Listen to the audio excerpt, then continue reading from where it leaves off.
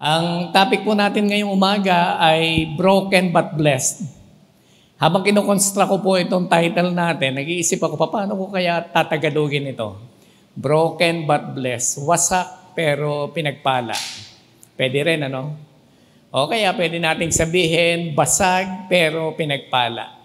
Siguro po nakaka-relate po sa akin mga kapatid, yung po may mga unpleasant situation na pinagdaanan, tapos sinikap niyong mag-hold on, tapos pagdating po ng pagkakataon talaga may breakthrough, nakakita po tayo ng silver lining. Alam po ba natin pag sinabing silver lining? What is silver lining? Yung pilak na may lining. Pag silver lining, yung sinasabi nating advantage na nangyari, bunga po ng ating mga karanasan. Mukhang advantageous pa rin pagka titingnan po natin. Kaya po yung Romans 8:28, sabi po, all things work together for good to them who love God. Silver lining po yun mga kapatid. Out of our, parang sinasabi nating mga difficulties, unpleasant situations in life, bigla pong meron ka nakitang maganda, mukhang advantage pa sa atin.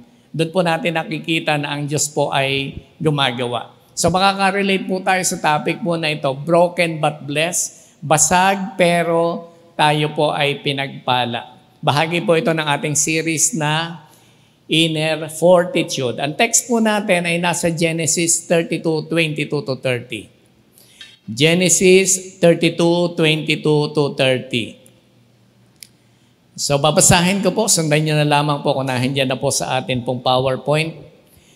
The same night, he arose and took his 2 wives, his 2 female servants, and his 11 children, and crossed the ford of the Jabbok.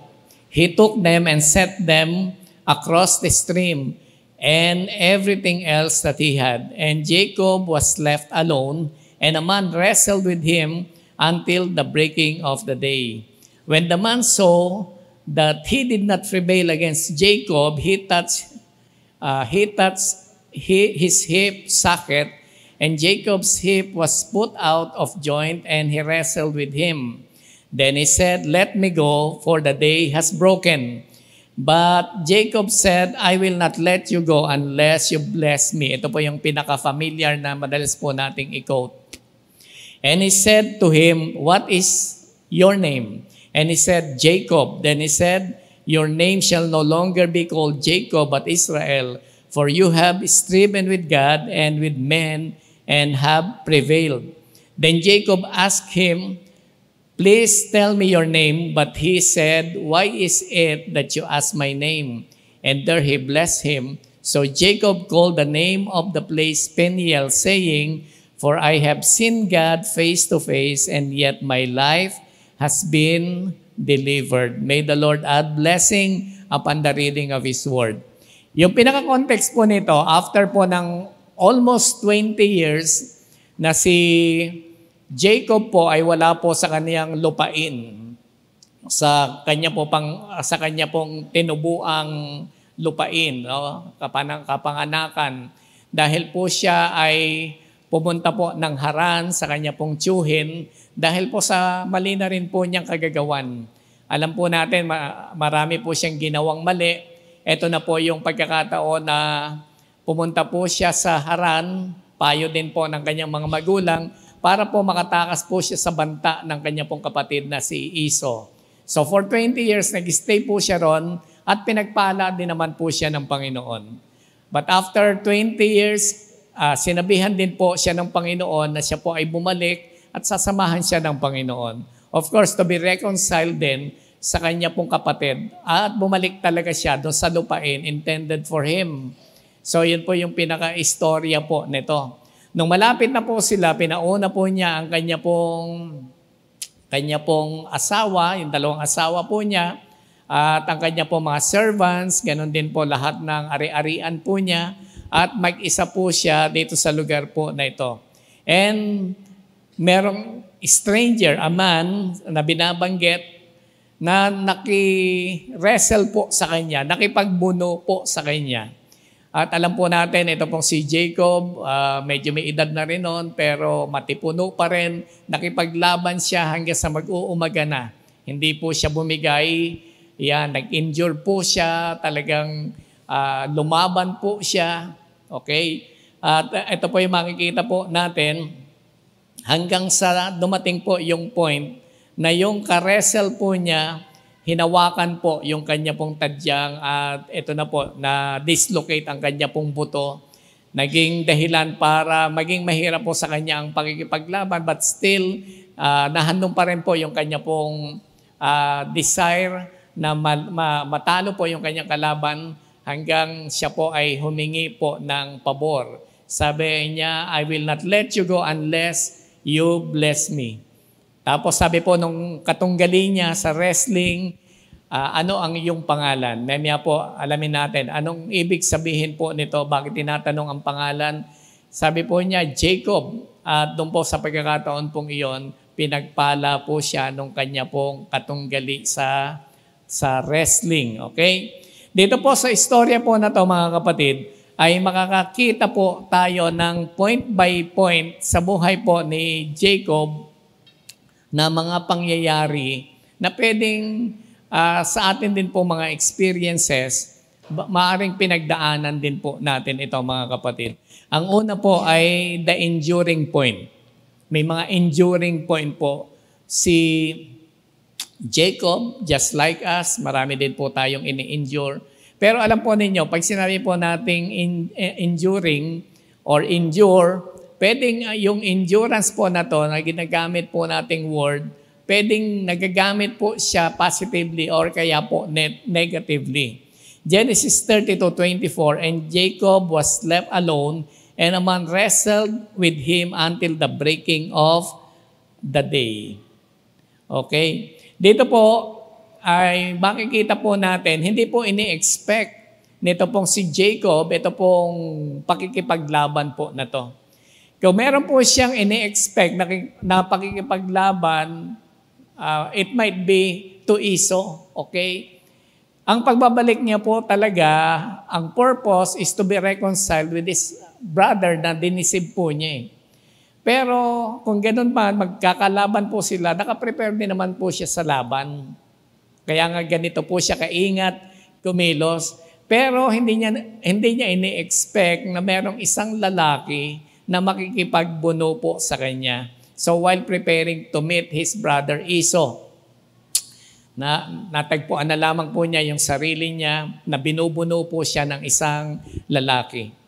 Hindi po very clear kung talaga pong ito ay surprise attack or kaya po ay nakipag-usap yung lalaki na magbuno tayo. Kung sino ang manalo, parang may advantage, okay? Pwedeng humingi ng pabor. Wala po tayong alam doon sa ganung background. Basta sinasabi lang po ng Bible na merong nakipagbuno sa kanya na isang lalaki. Okay? Pero ito pa yung sinasabi po natin, meron po palang negative side, yung pong sinasabi po nating enduring, the negative side to endure. May mga tao po na sanay lang po talaga magtiis. Sanay lang po talagang tatagan ng loob. Just like Jacob. Hindi po natin sinasabi na yung enduring or endurance ay ginagamit lang po natin positively. Pwede po palang negative din po siya gamitin. Kagaya po nito, halimbawa po, si Jacob, napawalay po sa kanyang pamilya for 20 years. Lumayo po siya dahil sa mali po niyang mga kagagawan. So kaya po niyang mag-endure na malayo sa kanyang family. 'Di ba? Yung antatag ng loob na nakahiwalay sa kanyang pamilya. Alam po ninyo noong pong mga 70s, meron po kaming bakery. Natatandaan ko pa yung bata pa lang po ako na maliit. Tapos po ang mga panadero po namin, galing po ng Visayas, ang lalayo. Tapos nung parang hangang-hanga ako sa mga ganon, na hindi umuwi ng mga 4-5 years, hindi nakikipagkita sa family, makapagtrabaho lang ng Manila. So, sabi ko, grabe itong mga tao na to. Kasi dati parang hindi po nagsisink in sa akin na pwede yung ganun eh. Kasi sanay po ako na kasama po ang family. So yung pong layo-layo parang ang hirap. Pero alam po ninyo, ito po mga taong ito, hindi umuwi 4, 5 years, hindi po nakikipagkita. Ganun po katatag ang kanila pong kalooban na pumalaot po. Makapunta lang ng Manila.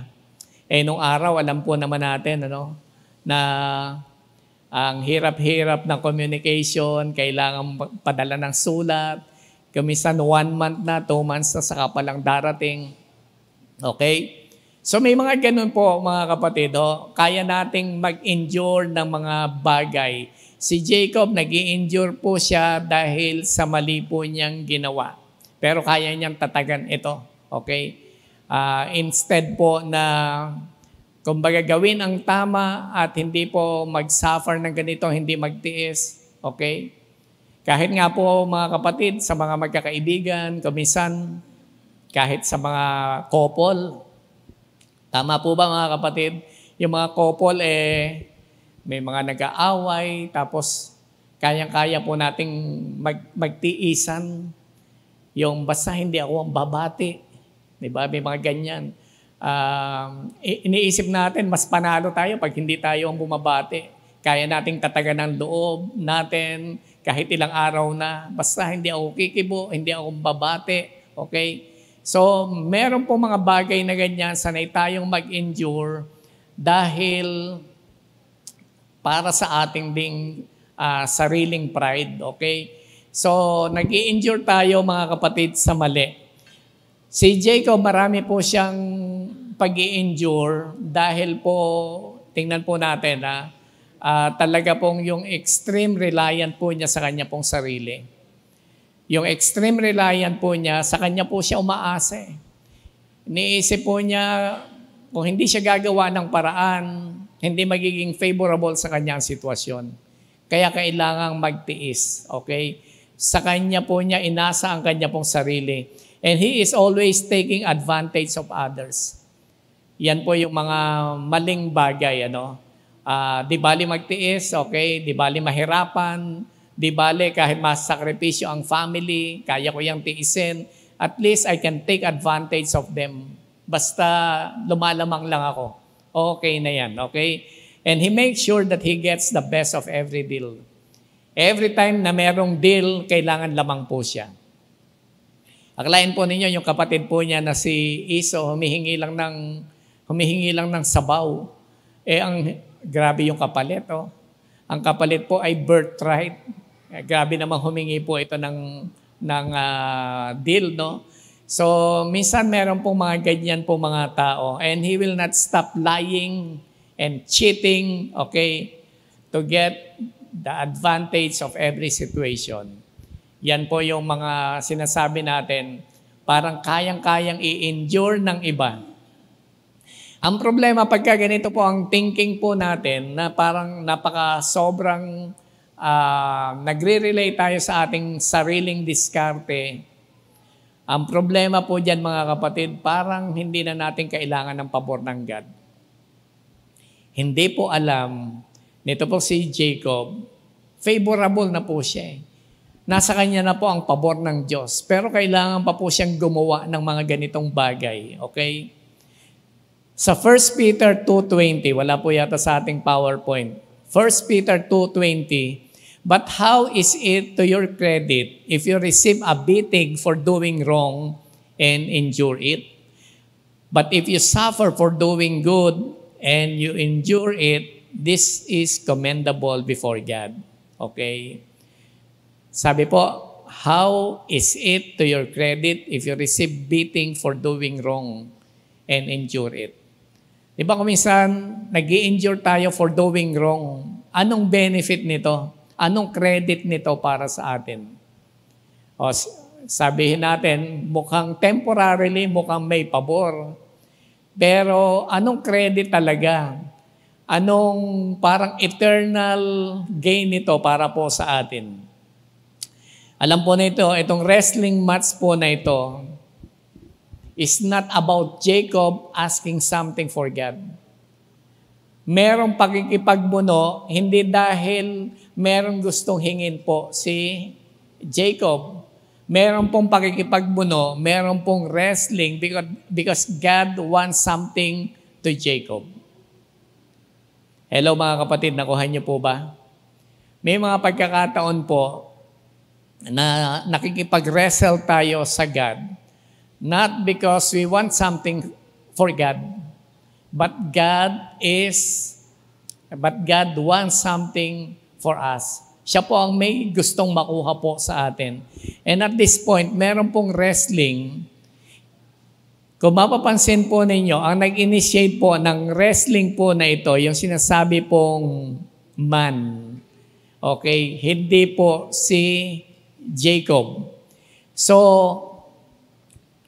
makikita po natin na ang pakikipagbuno pala, hindi dahil may gusto tayong hingin sa Lord. Pero nakikipagbuno si Lord dahil meron siyang gustong hingin sa atin. Okay? Mamaya titingnan po natin ano ang gusto niya ma-accomplish sa buhay po natin. But instead na bumigay po si Jacob, he tried to fight till dawn. Hanggang mag-uumaga, lumaban po talaga siya. Okay? Imaginin po ninyo yun. Merong gustong ma-accomplish si Lord sa buhay natin. Laban pa rin tayo ng laban. Parang may gusto pa rin tayong patunayan na tayo yung mas malakas, kagaya po ni Jacob. Siya po, dumaban po talaga magdamag. Hindi po siya bumibigay. Ang number 2 po natin, the breaking point. Hindi lamang po may enduring point, meron din pong breaking point. Genesis 32:25, when the man saw that he did not prevail against Jacob, he touched his hip socket, and Jacob's hip was put out of joint as he wrestled with him. Na dislocate tuloy yung kanyang buto. Kasi ang sabi po dito, nung makita noong kabuno, nung katunggali ni Jacob, actually it was God. Sa ibang translation po niyan ay angel of God. Pag binabanggit po yung angel of God in the Old Testament, yung iba pong angel of God na binabanggit po diyan na praise, it was Jesus in a human form. So, ang God po ang nakikipagbuno po sa kanya. Pero, kung titingnan po natin, gaano ang lakas ni Jacob that he can fight till dawn. Gaano po ba kalakas ang isang tao para makipagbuno buong magdamag? Okay? In fact, ang katunggali nga po niya ay si Lord. Paano ka makikipagtunggali kay Lord buong magdamag? Sa book ng Hosea ay ipinapakita, yung binabanggit dito ay angel of God, si Christ po ito. It has been studied na yung pong angel of God ay si Jesus Christ. Okay? At sa ibang mga komentary, binabanggit na yung pong pakikipaglaban po na ito, of course, hindi po ginamit ni Christ yung kanya pong divine power para po talunin na lang itong si Jacob na kaya naman po niyang gawin. Okay? Alam po ninyo sa martial arts, yung pong mga, di po ba sa martial arts, meron din pong pakikipaglaban yung mga students sa kanilang master. Yung po palang mga estudyante sa martial arts, kaya po pwede po silang lumaban po sa master. Yung pinaka-master, nire-restrict po niya yung kanya pong sarili sa mga techniques at mga skills na pwede niyang gawin para po ma-defeat ka agad yung kanya pong estudyante. Parang nilalagyan lang po niya ng tamang match para yung estudyante ay lumaban at matuto. So, just like that mga kapatid, ang Panginoon hindi po niya ginamit yung kanya pong divine power para po matalo lang kaagad si Jacob. Hanggang sinusubok kung hanggang saan po tayo. Okay?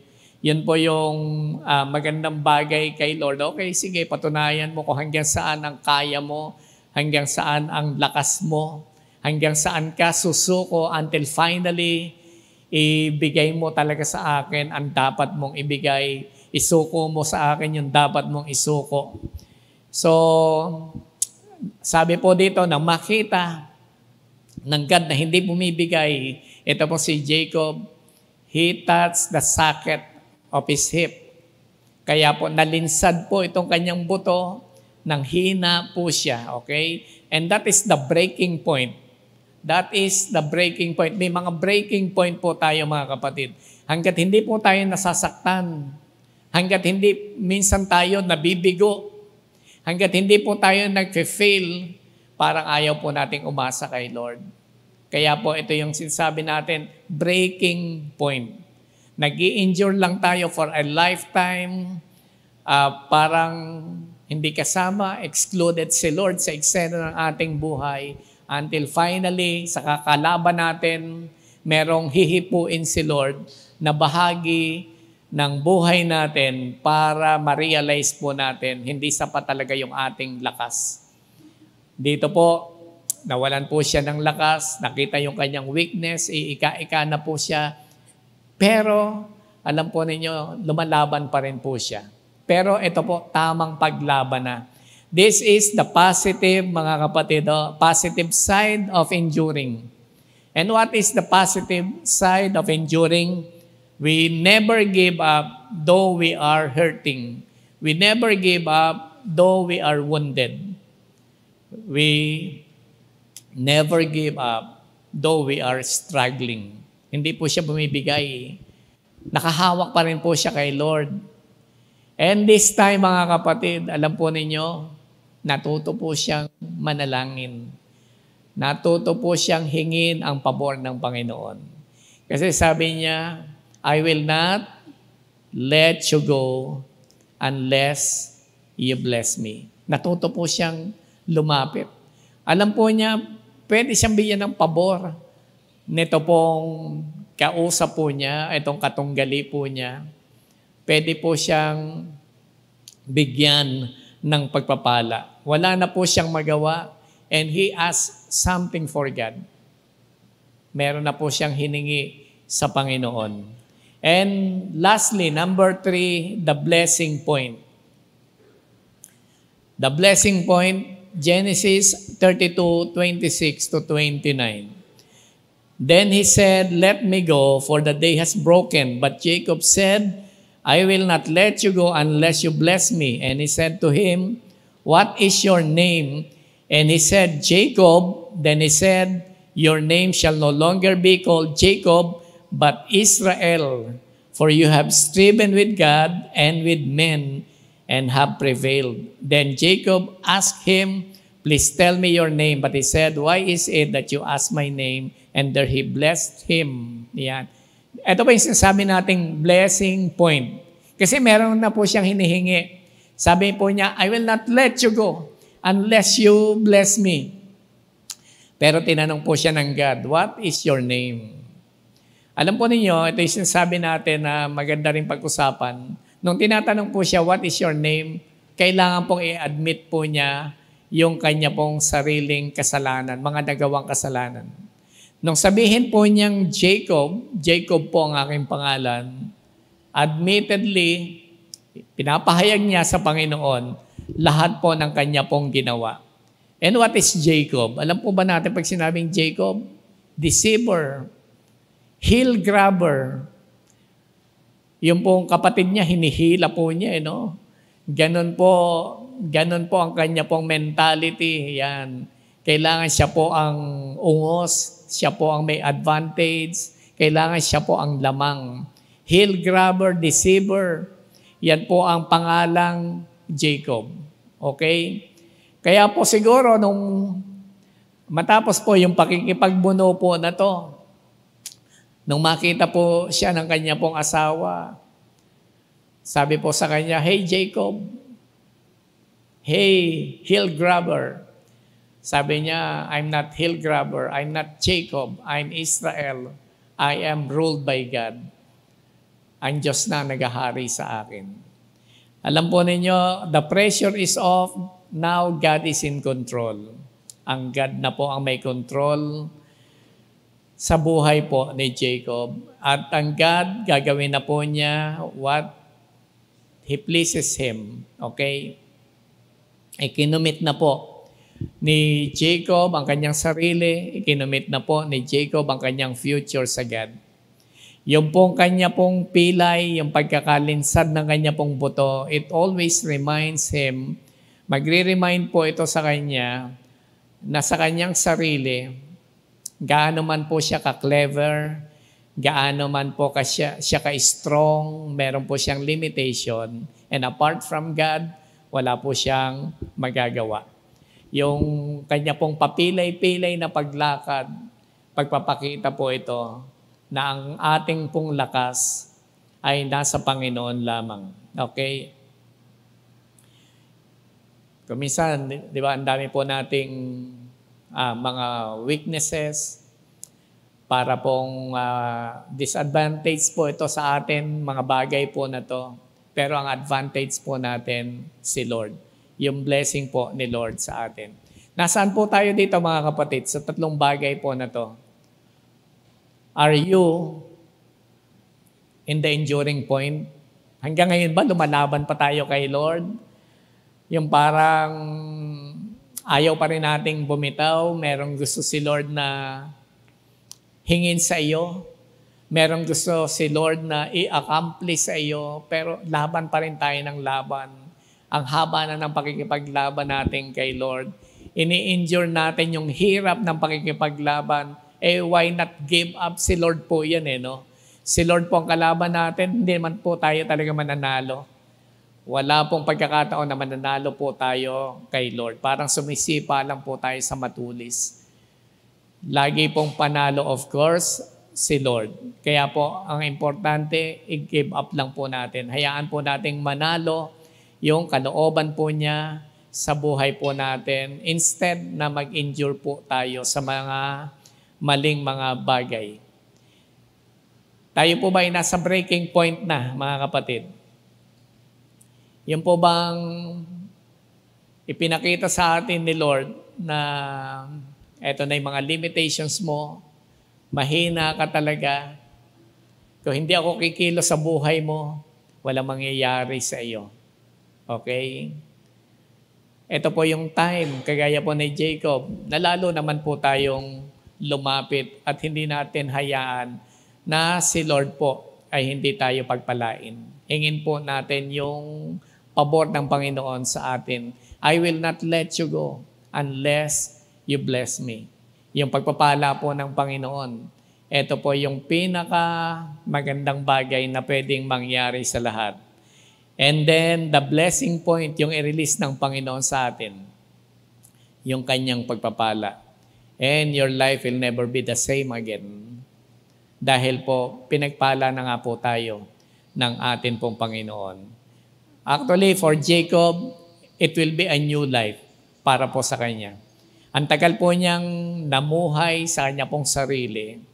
Ang tagal po niyang namuhay na hindi po napapangunahan ng Panginoon. But this time, this is a new journey for his life. A new name, Israel, ruled by God. Ang God na ang nangunguna sa kanya. Tayo pong lahat ay tumayo, mga kapatid. Tayo po ay mananalangin sa kanya. Panginoon, maraming salamat po sa inyo. Salamat sa inyo pong salita. Salamat po, Panginoon, sa mga natutunan. Salamat po, Panginoon, sa personal na pag-speak po ninyo sa amin. Loobin nyo, Lord, na nakapenetrate ang inyo pong salita sa amin pong mga puso, sa amin pong mga buhay. Panginoon, kung meron po kaming mga sandali na nag-i-endure, maling pag-i-endure dahil lumalaban po kami, Panginoon, sa inyo. At mas nakikita po ninyo na nagre-rely po kami sa amin po mga sarili. Mihingi po kami, Panginoon, ng kapatawaran. Kailangan po namin mas mag-give in, Lord. At hayaan po na ma-accomplish ang mga bagay sa buhay po namin. Panginoon, pwedeng may mga breaking point po talaga kami. Ipinakita nyo na po sa amin, Panginoon, ang iba't ibang mga circumstances. Mahina po kami sa amin pong mga sarili na kailangan po namin ng inyo pong lakas, kailangan po namin ng inyo pong pabor. Pagpalain niyo po kami, Panginoon. Give us a new journey. Give us a new beginning, O God, sa amin pong mga buhay, sa mga kapatid na nangangailangan po nito. Ito pong aming panalangin. In Jesus' name, Amen and Amen.